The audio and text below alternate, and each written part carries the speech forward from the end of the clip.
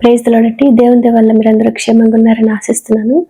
ఇప్పటి వరకు మనం మత్తయి సువార్త 24వ అధ్యాయము 33వ వచనం వరకు చదువుకున్నాం కదండి. ఇవాళ మిగిలిన కొన్ని వచనాలు చదువుకునే ముందు ఒక చిన్న ప్రేయర్ చేసుకుందామండి. మహాపరిశుద్ధుడు అయిన యేసయ్య, నీకే వందనాలు తండ్రి. నాయన యేసయ్య, ఇంతవరకు మమ్మల్ని సజీవ లెక్కలో పెట్టి దేవా యేసయ్య, మీ గురించి మాట్లాడుకునే అవకాశం ఇచ్చినందుకు మీకే వందనాలు తండ్రి. యేసయ్య, ఇప్పుడు మీ గురించి మాట్లాడుకోబోతుండగా ఎక్కడ ఏ తప్పు మాట్లాడకుండా యేసు నామములో నా నోటికి మీ అగ్ని కంచే కావలి ఉండును గాక. ఆమేన్. యేసు నామములో మా అందరికీ నీ వాక్యాన్ని అర్థం చేసుకునే కృప కలుగును గాక. ఆమేన్. యేసు నామములో అడుగుచున్నాం తండ్రి. ఆమేన్. ఇప్పటి వరకు మనం తెలుసుకున్నాం కదండి, మన పరమ తండ్రి అయిన యేసయ్య మనకి అంత్య దినములలో ఎటువంటి పరిస్థితులు ఎదురవుతాయో ఆ పరిస్థితులు మనము ఏ విధంగా ఎదుర్కోవాలని యేసయ్య మనకి ఎక్స్ప్లెయిన్ చేస్తున్నారు కదండి. ఇంకా యేసయ్య ఏమంటున్నారో మనం చూద్దామండి. మత్తయి సువార్త 24వ అధ్యాయము 34వ వచనం నుంచి, ఇవన్నీ జరుగు వరకు ఈ తరము గతింపదని నిశ్చయముగా మీతో చెప్పుచున్నాను.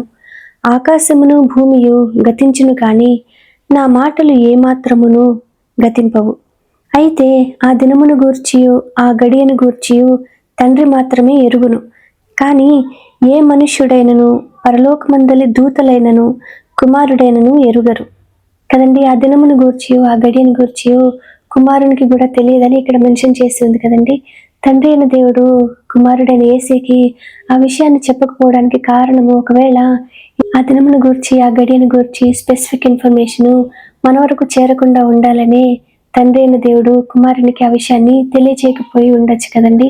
ఎందుకంటే యేసయ్య ఎన్నో విషయాలని తన శిష్యులకి చెప్పినప్పటికీ కూడా గ్రహింపలేకపోయారని కొన్ని చోట్ల మెన్షన్ చేసి ఉంటుంది కదండి.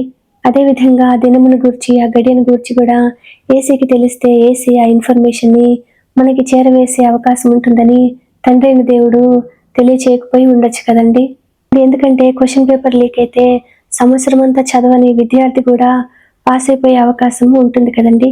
ఆ విధంగా జరగకూడదని తండ్రి అయిన దేవుడు ఈ విధంగా చేసి ఉంటారు కదండి. అందుకనే మనిషి కుమారుడు ఏ గడియలో వస్తారో మనకి తెలియదు కాబట్టి మన అనునిత్యము మన ప్రవర్తనని జాగ్రత్తగా కాపాడుకోవాలని బైబిల్లో మెన్షన్ చేసి ఉంటుంది కదండి. ఆ విధంగా బైబిల్లో మెన్షన్ చేసిన విధంగా మన ప్రవర్తనని అనునిత్యము జాగ్రత్తగా కాపాడుకునే కృప యేసు నామములో మనందరికీ కలుగునుగా. ఆమేన్. యేసు నామములో మనందరికీ సమాధానం కలుగునుగా. ఆమేన్.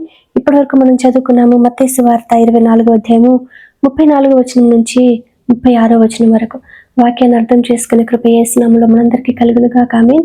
యేసు నామములో మనందరికీ సమాధానం కలుగునుగా. ఆమేన్. Praise the lord.